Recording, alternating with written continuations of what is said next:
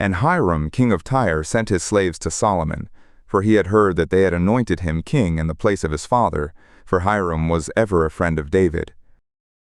And Solomon sent to Hiram, saying, You know how that David my father could not build a house for the name of Yahweh his God, for the wars which were about him on every side, until Yahweh put them under the soles of his feet.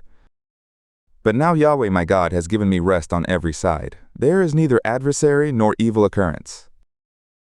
And, look, I purpose to build a house for the name of Yahweh my God, as Yahweh spoke to David my father, saying, Your son, whom I will set on your throne in your place, he will build the house for my name. Now therefore command that they cut for me cedar trees out of Lebanon, and my slaves will be with your slaves, and I will give you wages for your slaves according to all that you will say.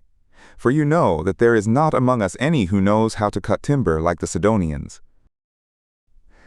And it came to pass, when Hiram heard the words of Solomon, that he rejoiced greatly, and said, Blessed be Yahweh this day, who has given to David a wise son over this great people.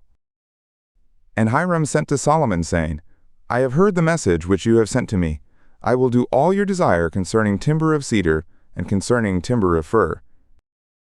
My slaves will bring them down from Lebanon to the sea, and I will make them into rafts to go by sea to the place that you will appoint me, and will cause them to be broken up there, and you will receive them, and you will accomplish my desire in giving food for my household. So Hiram gave Solomon timber of cedar and timber of fir, according to all his desire.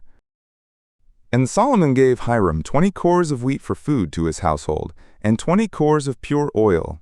Thus gave Solomon to Hiram year by year. And Yahweh gave Solomon wisdom, as he promised him. And there was peace between Hiram and Solomon, and the two made a league together. And King Solomon raised slave labor out of all Israel, and the slave labor was 30,000 men. And he sent them to Lebanon, 10,000 a month by courses. A month they were in Lebanon, and 2 months at home. And Adoniram was over the men subject to slave labor. And Solomon had 70,000 who bore burdens, and 80,000 who were hewers in the mountains. Besides Solomon's chief officers who were over the work, 3,300, who bore rule over the people who wrought in the work.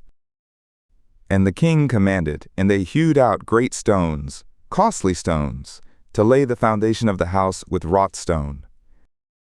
As Solomon's builders and Hiram's builders and the Gebalites fashioned them, and prepared the timber and the stones to build the house.